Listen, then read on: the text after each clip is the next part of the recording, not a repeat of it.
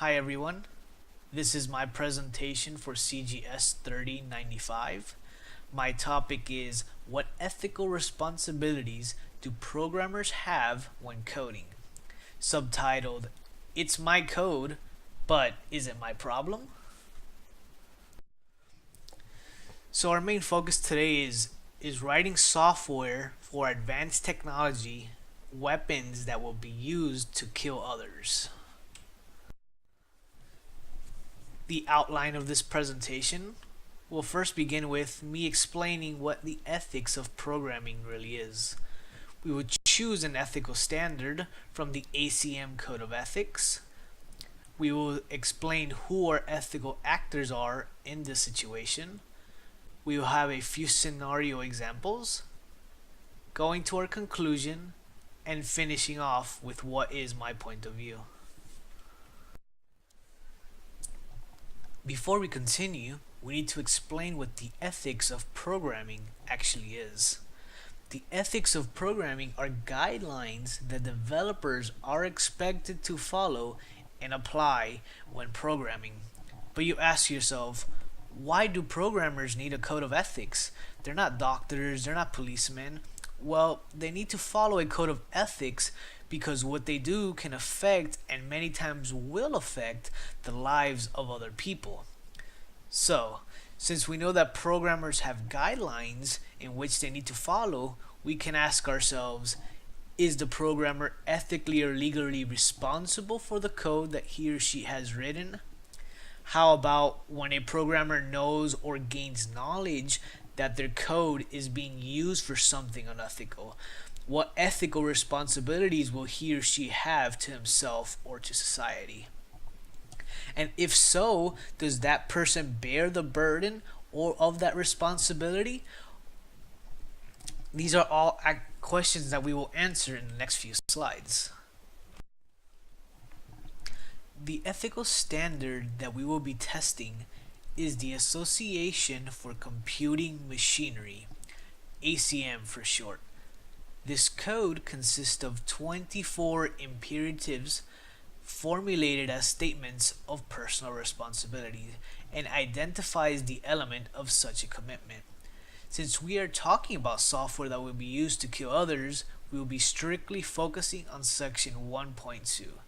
Section 1.2 states avoiding harm to others, well-intended actions. This section states we need to minimize the possibility of indirectly harming others. So our ethical test is to decide whether a programmer whose everyday job is just to write software and this software harms other people, is this ethical or is this unethical?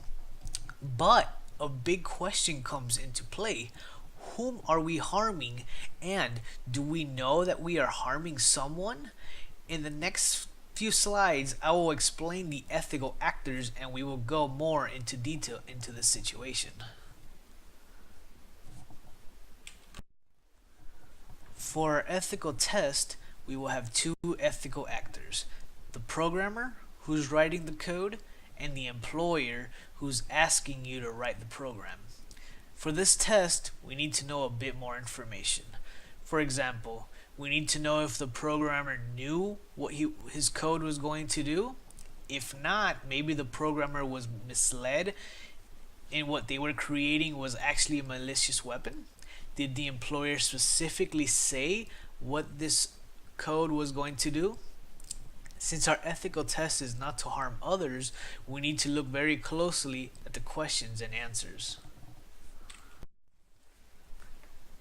So when are things ethical? We now need to start looking at some scenarios. In the first scenario, the programmer was hired for a military project.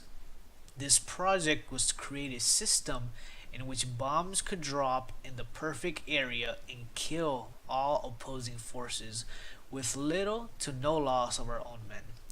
We accept this job. So why is it ethical? Well, first, it's our profession. The reason we are programming is to make money. We make money to live our own lives. Secondly, knowing in full detail of the job description, The job was accepted and you do not have a problem with it as long as it's only to kill the enemy.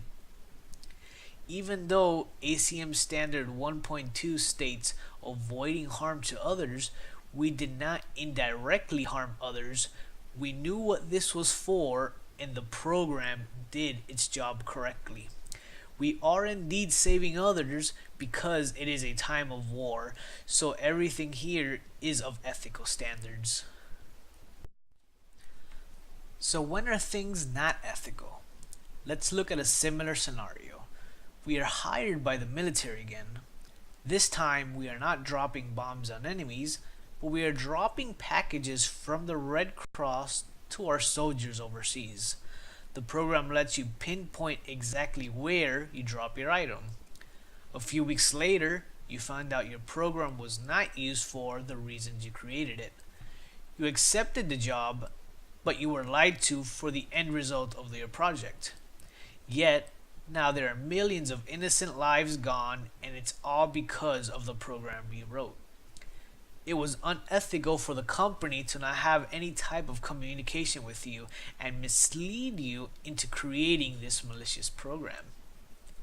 At the same time, it can be seen that you created this program but never took into account the bad things that can happen when dropping items.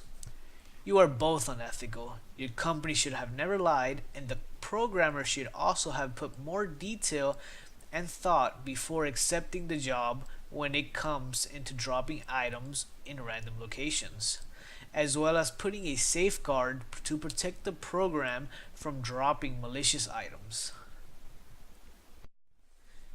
In conclusion, things are only ethical if there was a full communication with the programmer and the programmer accepted the job.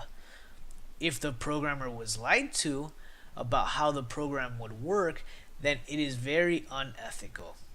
Even though the programmer was lied to, they never put enough thought on how the program could have done something it was not intended to, and never put a safeguard to protect it, thus also failing the ethical test.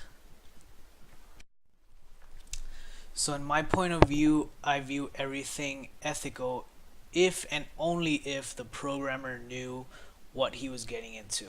If the company that he was going to work for by any chance lied to him and misled him, as I said, into writing a piece of malicious software, then it is unethical only for the company, but not for him. Even though he could create safeguards, I mean, you will never know exactly what your program will do if your company is going to lie to you. So thank you again for hearing my presentation. Have a good day.